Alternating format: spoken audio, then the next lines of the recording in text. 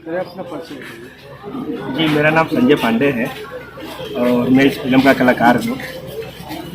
क्या भूमिका है इस फिल्म में आप? जी, मेरा इस फिल्म में भूमिका है कि इसमें एक लड़के का पिता बना हूँ और बहुत ही एक अच्छा संजीदा रोल है।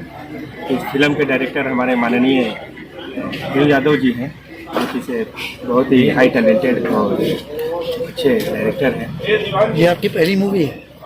नहीं, 3-4 मूवी हमारी इन्हीं की सर, एक साथ आपकी 3 फिल्मों का मुहूर्त हुआ है, जी जी क्या कहेंगे तीनों फिल्मों के बारे में?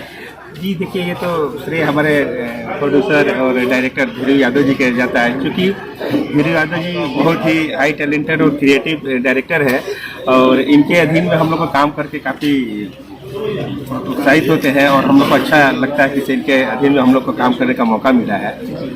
सर, इस फिल्म में जितने भी लोग हैं सारे यंग हैं, जी, डायरेक्टर भी यंग है, प्रोड्यूसर भी यंग है, तो क्या यंग यंग क्या करेंगे इस बार? नहीं, ऐसा कुछ बात नहीं है। कहने का मतलब है कि इनके पास में ऐसी स्टोरियाँ होती हैं, बहुत ही क्रिएटिव एक अलग स्टोरी लेकर आते हैं, हर बार कुछ अच्छा नया करने की कोशिश करते हैं और मिला जुला के भोजपुरी में ऐसा है कि मतलब बहुत ही अच्छे कंटेंट पे ये फिल्म बनाते हैं, जिसमें हम लोग भी सौभाग्य से काम करने का हम लोग को भी मौका मिलता है, तो ये हम लोग अपने आप को सौभाग्यशाली समझते हैं।